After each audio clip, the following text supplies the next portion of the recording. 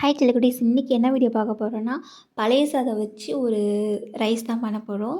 ஒரு புது டிஷ்ஷு. அது என்னென்னு வீடியோக்குள்ளே பார்க்கலாம். இது எங்கள் அம்மா செஞ்சு கொடுத்தது, அதை நான் உங்களுக்கு சொல்ல போகிறேன். வாங்க வீடியோக்குள்ளே போகலாம்.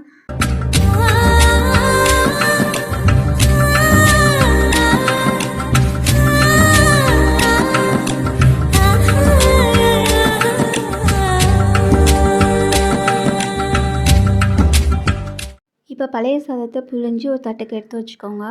இப்போ வந்து நான் ஒரு வெங்காயம், பச்சை மிளகா, அதுக்கப்புறம் கருவேப்பிலை எடுத்துருக்கேன். ஃபஸ்ட்டு வந்து எண்ணெய் ஊற்றிட்டு கடுகு கொஞ்சம் போட்டுட்டு, அதுக்கப்புறம் ஜீரகம் இருக்கு இல்லையா, ஜீரகம் போட்டுக்கோங்க.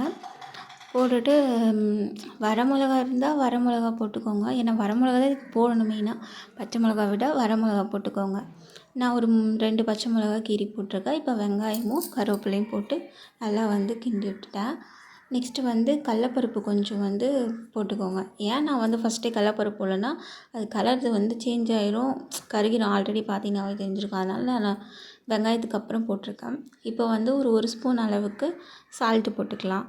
இப்போ பார்த்தீங்கன்னா ஃபுல்லாக வெங்காயம் ஓரளவுக்கு ட்ரை ஆயிடுச்சு. இப்போ சாதத்தை வந்து அதில் கொட்டிக்கலாம். நம்ம புழிஞ்சு வச்சுருந்தோம் இல்லையா, அந்த சாதத்தை கொட்டி கிண்டிட்டு அவ்வளோதான், ரைஸ் ரெடி ஆயிடுச்சு.